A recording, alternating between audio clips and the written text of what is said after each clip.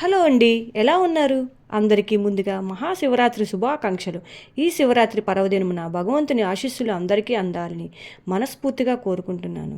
నా channel subscribe చేసుకున్న వాళ్ళందరికీ పేరు పేరున ధన్యవాదములండి. ఇంకా ఎవరైనా సబ్స్క్రైబ్ చేయని ఎడల చేసుకుంటారని కోరుకుంటున్నాను. ఈ వీడియోలోకి వెళ్లే ముందు అసలు శివరాత్రి అంటే ఏమిటి? ఎందుకు శివరాత్రి జరుపుకుంటారు? శివరాత్రి ఏ విధంగా జరుపుకుంటారు? మనకు వచ్చే ఫలితం ఏమిటి? ఆ ఫలితం మనకి దక్కాలి అంటే ఎటువంటి పరిణామాలు మనం చేయాలి అనేది ఈ వీడియోలోని మీకు వివరించబోతున్నానండి.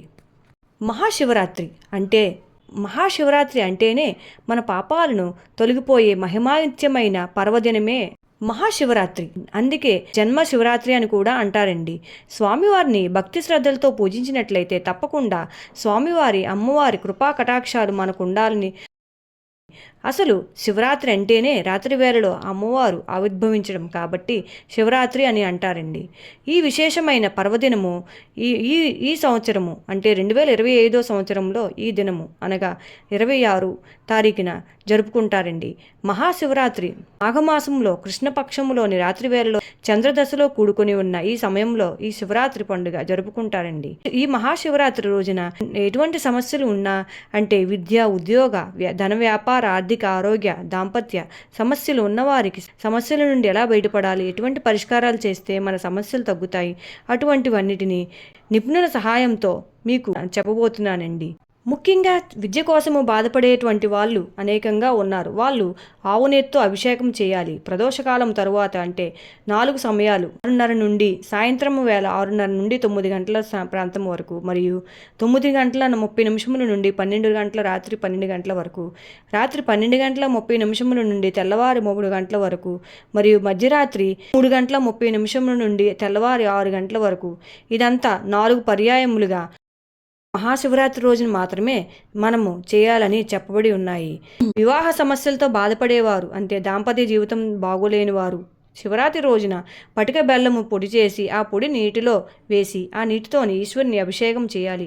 గన్నేరు పూలతో అభిషేకం చేయాలి. ఇవన్నీ మనం ఇంటిలోనే చేసుకోవచ్చండి. నిరుద్యోగులు అంటే ఉద్యోగం రాకుండా చాలా బాధపడుతున్నారు, ఎంతోమంది ఉన్నారు. వారు చెరుకు రసంతో అభిషేకం చేయాలి. లేకపోతే బెల్లం కరిగించి అంటే నీటిలో వేసి కరిగించి ఆ నీటితో అభిషేకం చేయాలి. ఎర్ర జిల్లేడు పుష్పములతో అర్చన చేయాలి. ఈ ఫలితము ఖచ్చితంగా ఉగాదిలోపు ఈ సమస్యలకు పరిష్కారం దొరుకుతుంది. శని ప్రభావంతో బాధపడేవారు నువ్వెల నూనెతో శివునికి అభిషేకం చేయాలి.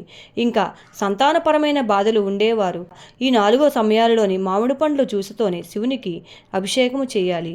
నరఘోష చాలా మందిలోనూ ఉంటుంది.